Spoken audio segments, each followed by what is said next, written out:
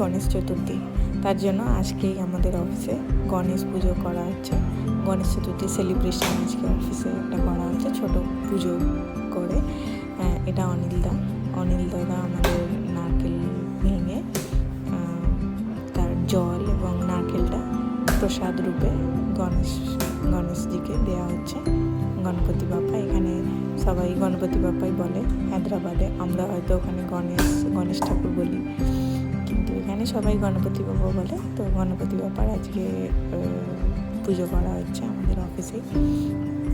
নারকেল ভাঙা হয়ে গেছে।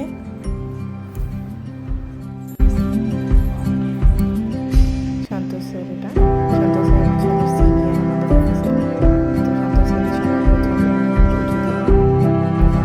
এরপরে সবাই এই যে এখানে ডিসকাশন চলছে কি আগে যাবে, কাকে আগে পাঠানো হবে। বাকিরা তো ফোন দেখতে ব্যস্ত, সবাই ফোন দেখছে।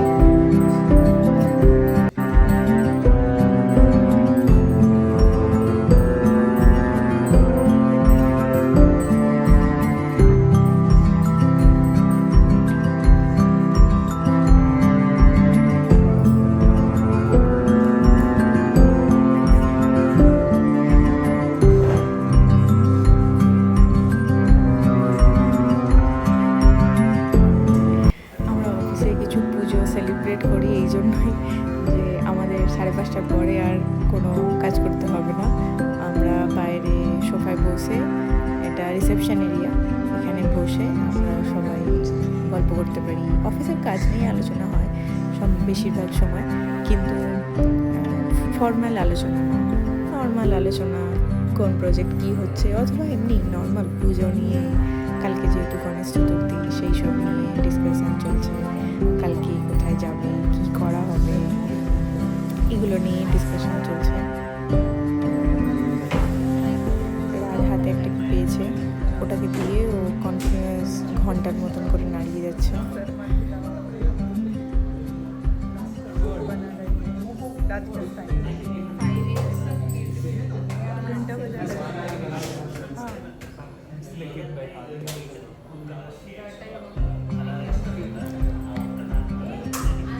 এটা জাগান সবাইকে, যে নারকেলের যে জলটা ছিল সেটা সবাইকে দিচ্ছে, এবং সবাই যে বক্তব্য হচ্ছে যে আমরা মুখের মধ্যে একেবারে নেব, আমরা হাতে করে নেব না।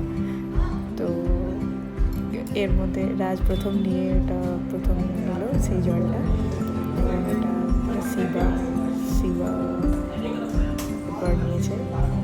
এটা কল্যাণ, আমি তো তাকে ডাকি কল্যাণ বলে, কিন্তু এটা নিয়েও আবার তৈরি হয় মাঝে মধ্যে।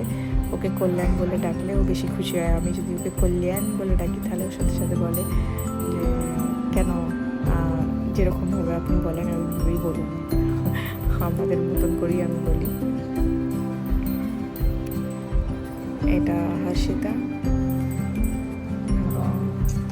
লাস্ট এটা রুচিরা।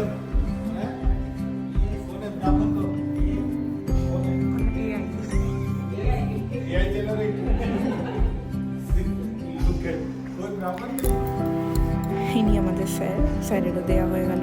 এখন আমরা প্রসাদ নিচ্ছি সবাই। সান্ধিয়া ম্যাম সবাইকে প্রসাদ ডিস্ট্রিবিউট করছে।